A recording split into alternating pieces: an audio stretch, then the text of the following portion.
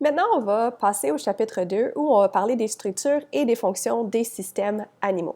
On va commencer avec les tissus. Comme vous vous rappelez dans la dernière vidéo, j'avais dit qu'il y avait une certaine hiérarchie au niveau de comment est-ce que le corps humain ou un animal, par exemple ici, est organisé. Qu'au départ, on avait des cellules qui, elles, se différenciaient, se spécialisaient pour donner différents types de cellules qui ont un rôle différent et qui vont avoir des apparences différentes, qui, elles, vont faire partie de tissus qui regroupent un certain nombre de cellules qui sont similaires. Ces tissus vont former des organes qui vont avoir une certaine fonction dans un système donné. Donc maintenant, on va revenir à cette idée de tissu dans cette vidéo. Donc un tissu, j'aimerais vous rappeler que c'est un ensemble de cellules semblables, spécialisées, qui ont les mêmes structures et la même fonction. C'est-à-dire que c'est les mêmes types de cellules qui vont se ressembler et qui vont faire à peu près la même chose. Donc, les animaux ont toutes des formes différentes et des tissus différents qui, eux, vont avoir différentes fonctions. Mais il y en a beaucoup qui vont quand même se ressembler. Donc, si on pense à l'être humain, on est un animal. Donc, les tissus qu'on va voir dans cette vidéo-ci vont être des tissus qu'on peut aussi retrouver de façon très similaire et qui sont très semblables à ceux de d'autres animaux. Chez les animaux, comme nous, on a 4 types de tissus différents. On va avoir le tissu épithélial, le tissu conjonctif, le tissu musculaire et le tissu nerveux.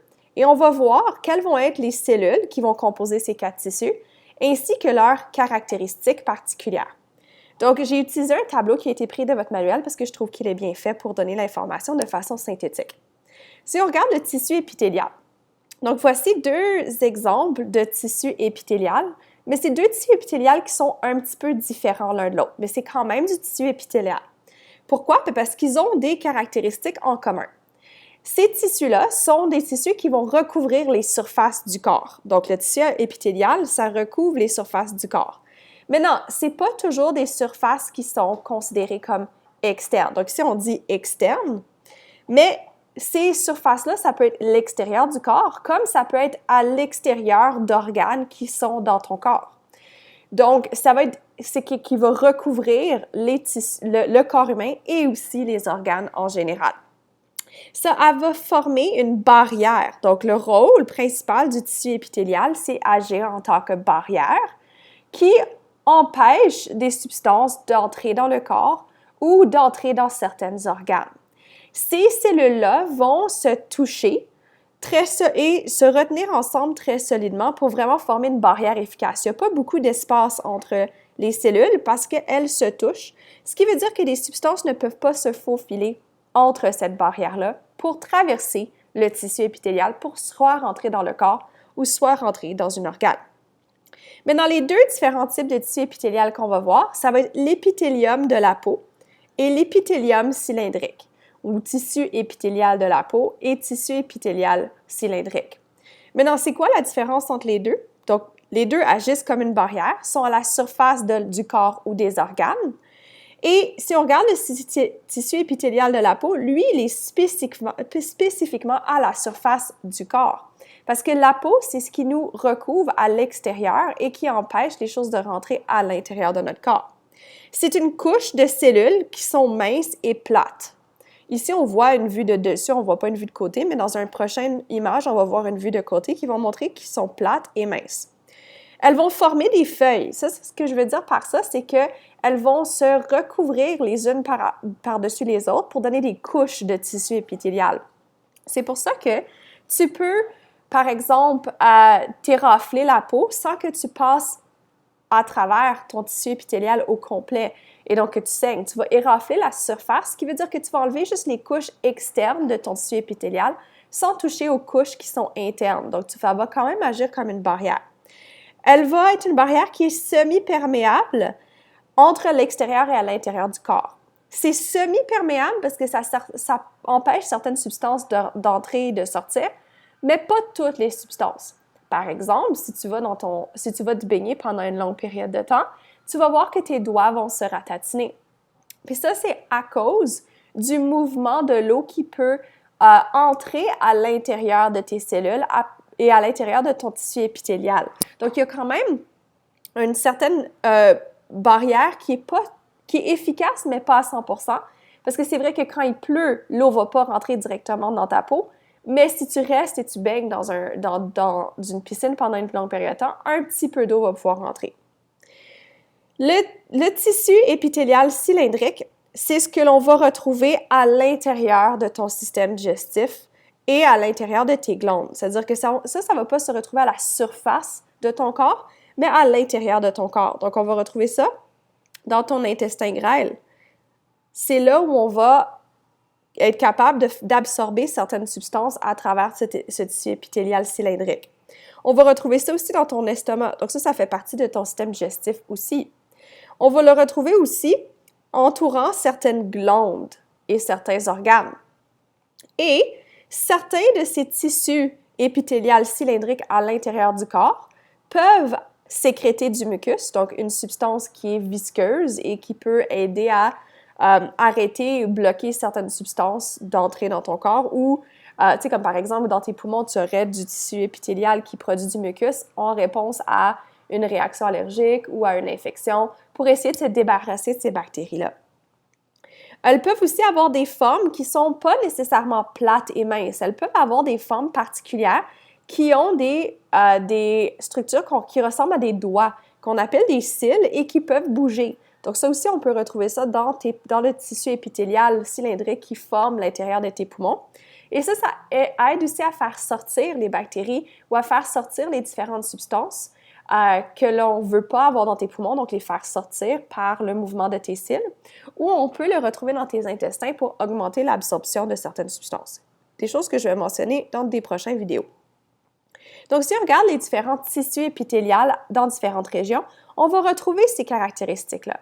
Donc, on a le tissu épithélial de la peau, ici, et le reste, c'est tout du tissu épithélial qui est cylindrique. Pourquoi?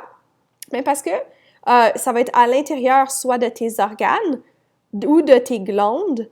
Donc, ici, on a une glande, on a des organes, on a une autre glande qui, eux, vont avoir du tissu épithélial. Mais si vous regardez, vous voyez que les caractéristiques sont similaires. C'est des cellules qui n'ont pas d'espace entre, sont très rapprochées les unes des autres pour former une barrière.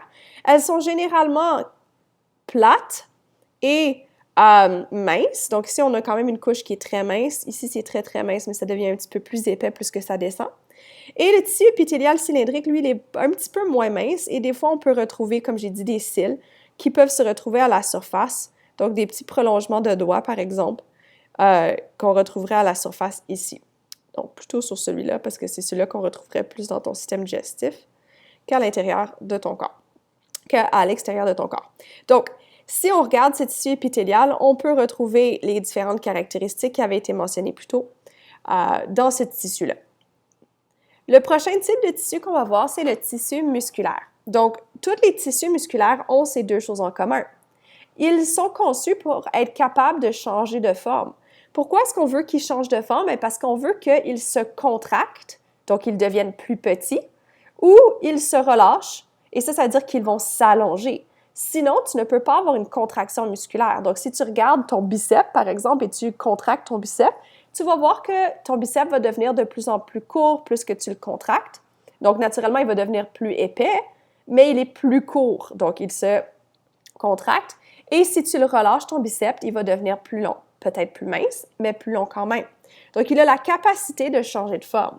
Tandis que le tissu épithélial n'a pas vraiment de capacité de changer de forme tant que ça, surtout de façon volontaire.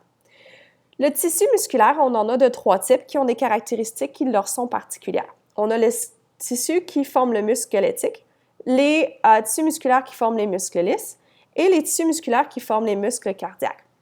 Ces 3 tissus musculaires sont capables de changer de forme, se contracter et se relâcher. C'est pour ça qu'ils font partie du tissu musculaire. Par contre, le tissu musculaire squelettique, si tu regardes son apparence, tu vois qu'il est beaucoup plus allongé. Donc ça serait une cellule musculaire squelettique. Là, tu aurais une autre cellule musculaire squelettique. Donc ça, c'est toutes des cellules musculaires squelettiques, mais qui sont vraiment longues et allongées, et dont certains vont avoir plusieurs noyaux, qui est vraiment particulier des cellules musculaires squelettiques, d'avoir une cellule qui a plus qu'un noyau. Ces cellules musculaires squelettiques ont aussi une autre caractéristique qu'on peut remarquer facilement dans une image, c'est qu'elles ont des stries Donc, vous voyez les lignes? Ça, c'est caractéristique d'une cellule musculaire squelettique. Et ça, c'est une des choses qui va permettre la contraction de tes muscles, comme ton biceps. Donc, c'est allongé, généralement organisées dans la même direction. Elles vont aussi être rayées et striées. Ces muscles squelettiques vont être attachés et fixés à des os parce que tu as besoin aussi d'avoir la structure rigide de l'os pour être capable de bouger à l'aide de tes muscles. Si tes muscles ne sont pas attachés à des os, tu ne peux pas bouger. Et ces muscles-là, on va les retrouver partout à travers ton corps, mais généralement à l'extérieur de tes organes internes. Donc, ça veut dire on va trouver ça sur tes jambes, sur tes bras, sur tes doigts, sur tes pieds, même au niveau autour de ton abdomen et de ton dos, mais on n'en retrouvera pas à l'intérieur, en dessous de cette structure-là, qui est plutôt externe, en dessous du tissu épithélial naturellement. Les muscles lisses sont des muscles qui ont une apparence différente. Donc, si tu regardes, le muscle lisse va avoir une structure qui ne ressemble pas aux cellules musculaires squelettiques. On voit que ça donne des petites cellules qui sont plus allongées et qui sont quand même alignées à peu près dans la même direction.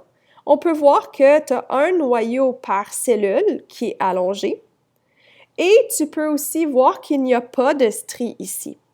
Donc, si tu voyais des stries ici, tu n'en vois pas vraiment.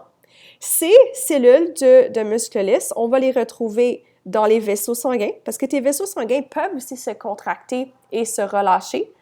C'est ça qui peut faire aussi une différence au niveau de ta pression sanguine.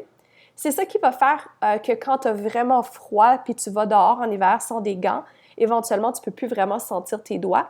Ça, c'est parce que des muscles lisses de tes tissus, de tes vaisseaux sanguins à tes extrémités vont se contracter pour empêcher la circulation du sang dans tes doigts, parce que ça c'est l'endroit où tu vas perdre le plus de chaleur facilement. Donc, ça veut garder la chaleur dans tes organes internes. Donc, ça arrête de les envoyer ou d'envoyer ton sang dans des endroits où la chaleur peut être perdue plus facilement. Donc, ça, c'est les muscles lisses qui vont faire ces contractions-là de tes vaisseaux sanguins.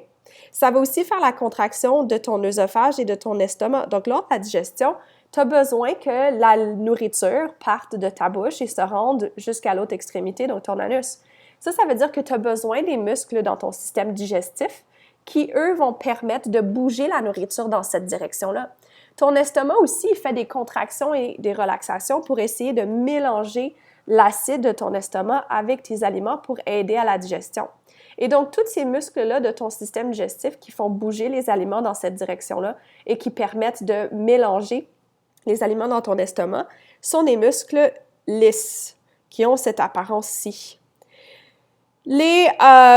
C'est des muscles qui vont se contracter plus lentement que les muscles squelettiques. Puis ça, c'est normal parce que tu veux que ta digestion prenne plus de temps pour se faire. C'est aussi sous un contrôle qui est involontaire. C'est pas toi qui choisis de bouger les muscles de ton estomac ou de ton œsophage.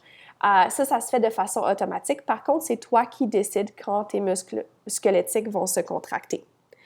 Tes muscles cardiaques, eux, sont un petit peu entre les deux ici. Comme vous pouvez voir, ils sont aussi allongés, comme les muscles squelettiques, mais ils sont plus minces. Ils vont aussi pouvoir avoir plusieurs noyaux.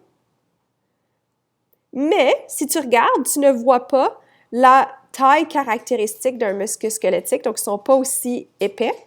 Et tu vois aussi qu'il n'y a pas vraiment de stries qui ressemblent à celles de tes cellules musculaires. Elles vont avoir quelques stries, mais des stries qui vont plus aller dans une autre direction. Donc ici, on voit que les stries ressemblent plus comme s'ils vont dans cette direction-là plutôt que dans celle-ci. Donc, perpendiculaires à la direction des muscles. Elles vont aussi se contracter, comme tous les autres muscles, mais celles-là vont permettre la contraction du cœur seulement. Donc, on peut retrouver les muscles cardiaques seulement dans le cœur et non à d'autres endroits de ton corps. C'est aussi un muscle qui est sous contrôle involontaire. C'est pas toi qui décides quand est-ce que les contractions de ton cœur vont se faire. Et donc, c'est quelque chose qui est contrôlé de façon automatique. C'est-à-dire que si on regarde cette image-là qui représente un petit peu plus schématisé à quoi ressemblent les différents types de tissus musculaires, on a le tissu musculaire squelettique qu'on retrouve dans tes muscles qui sont attachés à ton squelette. Ils sont plus épais, ils vont dans la même direction, ils ont plusieurs noyaux par cellule et ils vont avoir des stries. Les cellules musculaires de ton muscle lisse ça va être des cellules qui sont très allongées, qui vont pas être aussi épaisses, qui ne vont pas avoir de stries et qui vont avoir un seul noyau. On va les retrouver dans ton système digestif pour permettre le mouvement de la nourriture dans ton système digestif. Et tu as ton tissu musculaire cardiaque qu'on retrouve seulement dans le cœur, qui permet la contraction des muscles cardiaques, qui sont plus minces que les muscles squelettiques, qui ont quand même des stries, mais qui n'ont pas autant de noyaux et qui ne sont pas aussi épais que les muscles squelettiques. Un autre tissu que l'on a dans notre corps, c'est le tissu nerveux. Le tissu nerveux, c'est le tissu qui est constitué de cellules qu'on appelle des neurones, mais qui ont aussi d'autres cellules qui sont associées aux neurones qu'on appelle des cellules... Oh, le mot m'échappe en ce moment. Ah, je ne me rappelle plus, mais ça va revenir. Donc, c'est aussi des cellules qui vont aider à soutenir et à donner des nutriments à ton tissu nerveux ou à tes neurones. Des cellules gliales, c'est ce que ça s'appelle.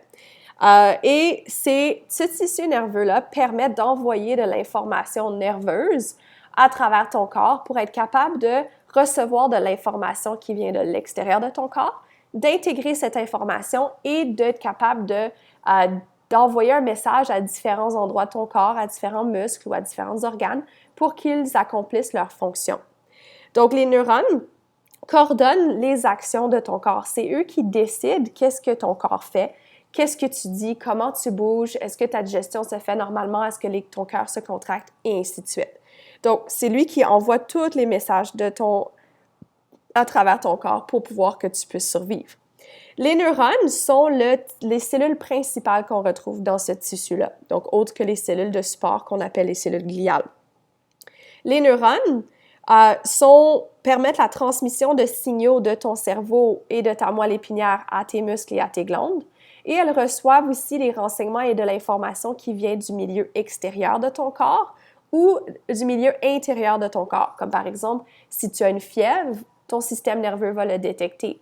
Si tu as froid, ton système nerveux va le détecter. Si tu vois un objet que tu veux prendre, ton système nerveux va le détecter et là, ça va te faire prendre une action par rapport à ça. Si tu regardes l'apparence de tes cellules nerveuses, on peut voir qu'elles ont une apparence qui sont très uniques et très différentes de ton tissu musculaire et de ton tissu épithélial. Donc, on peut voir que quand même chacun a des caractéristiques uniques, mais celle du tissu nerveux est très facilement observable. Ça va généralement avoir une cellule avec un noyau, une partie qu'on appelle le corps cellulaire, donc ça c'est le corps cellulaire, et il va avoir des projections de ta cellule qu'on appelle des dendrites ou des axones. Donc ça va ressembler un petit peu à une étoile ou ça va ressembler à cette structure-là. Donc ça serait un neurone qui fait partie du tissu nerveux. On reconnaît qu'il y a le noyau. On a cette partie-là qu'on appelle le corps cellulaire. Ton corps cellulaire va avoir des dendrites. Donc ça, c'est des projections qu'on appelle des dendrites qui permettent de connecter avec d'autres cellules nerveuses. Cette partie-là s'appelle l'axone. Et ici, on a la terminaison axonale qui, elle, a ce qu'on appelle des synapses qui font des connexions avec d'autres cellules nerveuses. Donc ici, tu as une connexion qui se fait entre plusieurs cellules nerveuses. Donc ça serait à quoi ressemble une cellule nerveuse. Mais comme j'ai dit, dans ton tissu nerveux, il y a d'autres types de cellules, qui sont des cellules gliales, qui, elles, agissent comme des cellules de support ou des cellules qui nourrissent et qui s'occupent des cellules nerveuses. Et des exemples de ça serait par exemple des cellules de Schwann. Donc la cellule de Schwann, elle entoure l'axone. L'axone, on la voit là, juste ici. Donc je vais peut-être mettre une autre couleur. Ton axone, c'est ce qui est en rose ici. C'est en dessous de tes cellules de Schwann qui, elles, protègent l'axone et qui fait que le message nerveux peut être transporté plus vite. Ça, c'est fait, des cellules de Schwann, c'est nourri par des cellules qu'on appelle des oligodendrocytes, qui, eux, sont des cellules de support de ton système nerveux, qui font aussi partie de ton système nerveux. Maintenant, si tu regardes à quoi elles ressemblent, tu vois qu'elles sont quand même similaires aux cellules nerveuses. Elles ont un corps cellulaire avec un noyau, avec beaucoup de projections. Ça, c'est parce que pour que ton système nerveux puisse transporter de l'information sur des longues distances ou communiquer de l'information d'une cellule nerveuse à une autre, il doit avoir plein d'endroits où les cellules peuvent communiquer les unes aux autres pour être capable de transmettre de l'information. Et comme on peut voir, c'est très différent des cellules épithéliales. Maintenant, ça, c'est pas des cellules nerveuses, mais s'il fallait qu'on les regarde, on reconnaît la caractéristique des cellules épithéliales qui est différente des cellules nerveuses. On voit que c'est des cellules qui ont des formes très similaires, qui sont très proches les unes des autres, qui se forment des couches longues et minces. Et ici, comme on peut voir, on a ces projections-là, donc ici, qui ressemblent à des doigts, qu'on appelle des cils. Donc ça doit être pas du tissu épithélial de la peau, mais du tissu épithélial cylindrique qu'on retrouverait probablement à l'intérieur de tes poumons ou de ton système digestif. Donc ça, c'est quand même pas du tissu nerveux, mais je voulais quand même vous montrer qu'on peut reconnaître ces caractéristiques d'un autre type de tissu qui est différent du système nerveux. Le dernier type de tissu qu'on va voir regroupe différents types de cellules qui, eux, vont avoir des rôles très différents. Le tissu conjonctif, c'est un tissu qui lui permet de renforcer, de donner du support ou de protéger ou de relier les cellules aux autres. Donc, si on regarde un exemple de ceci, les os. Les os renforcent le corps, donnent du support aux cellules. Les cellules du tissu adipeux, elles ne vont pas renforcer le corps ou donner du support, mais elles peuvent protéger contre le manque de nourriture parce que ça accumule et ça garde de la graisse qui, elle, peut donner de l'énergie si on manque de nourriture. Le tissu sanguin, lui, il protège aussi et il permet de relier les différentes parties de ton corps. Par exemple, il a des globules blancs qui, lui, protègent contre des infections. Et il a aussi la capacité d'avoir des globules rouges qui, elles, transportent de l'oxygène à travers ton corps. Donc, ça relie différents organes entre elles. Elles peuvent vivre dans une matrice extracellulaire. Donc, les os, les cellules osseuses de ton tissu osseux est dans une matrice extracellulaire. C'est-à-dire qu'elles ne bougent pas. Elles restent fixes au même endroit. Et c'est ça qui fait que les os sont tellement durs. Ou elles peuvent être dans un liquide, comme le sang. Et ces cellules-là se déplacent dans le liquide librement. Les ligaments sont aussi partie du tissu conjonctif, mais qui ne fait pas partie de cette liste-là.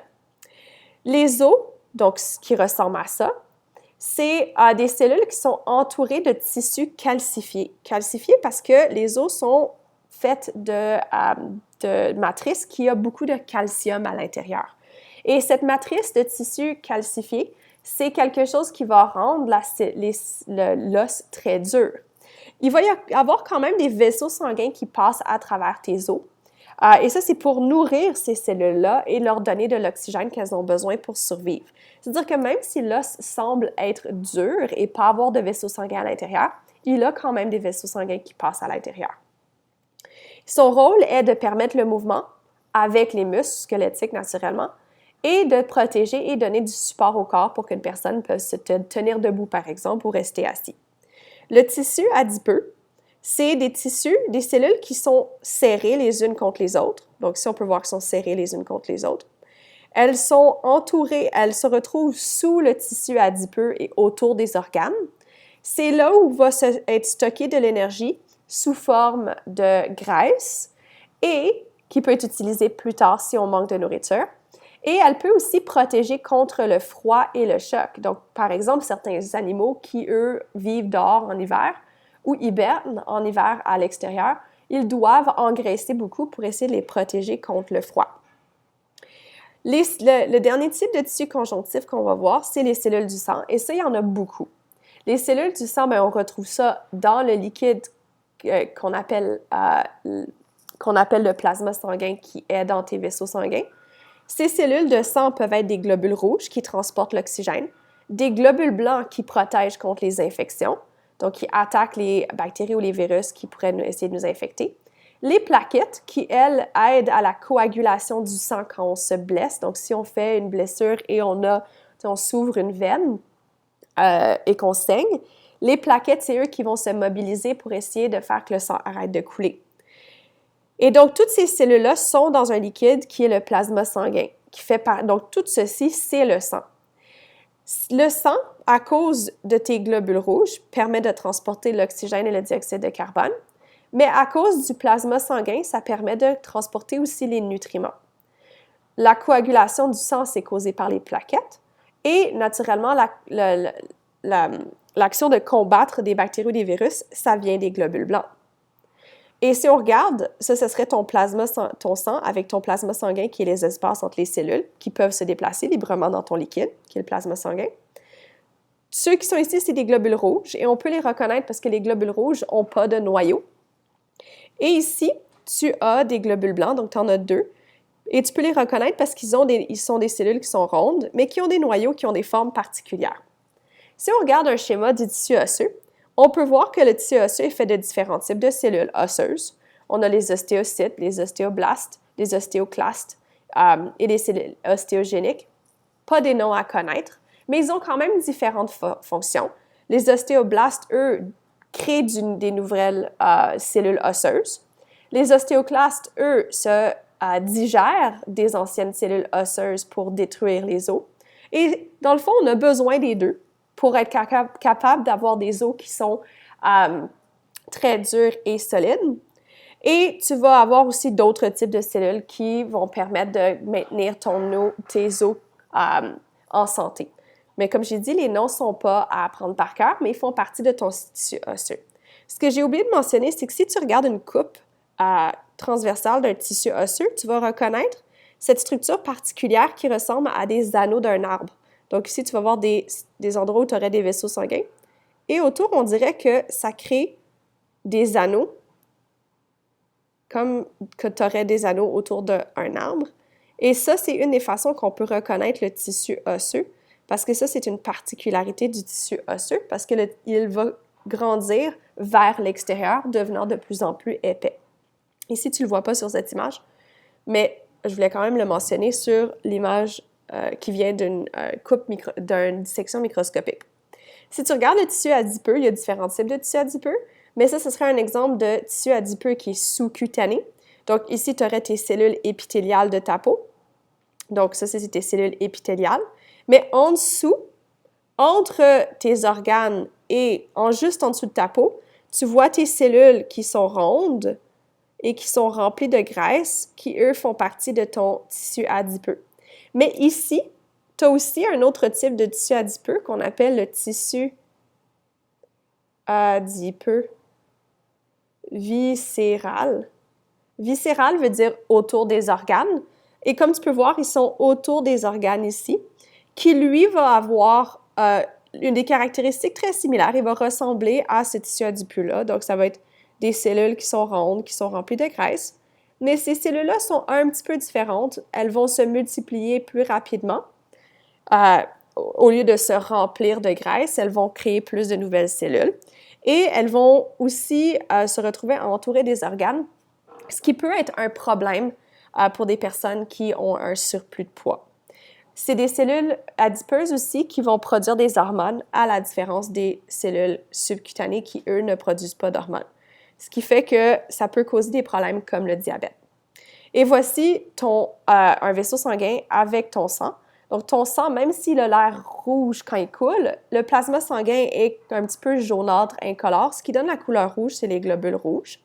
Donc, si tu as tes globules rouges qui n'ont pas de noyau, qui transportent l'oxygène, tu as ton plasma sanguin qui est un petit peu jaunâtre et transparent, dans lequel tu peux avoir des nutriments qui vont flotter. Ici, tu peux avoir tes plaquettes qui causent la coagulation. Et tu as aussi tes globules blancs, puis tu en as de différents types qui ont des différentes caractéristiques particulières, mais leur rôle principal, c'est de protéger contre des infections bactériennes et virales.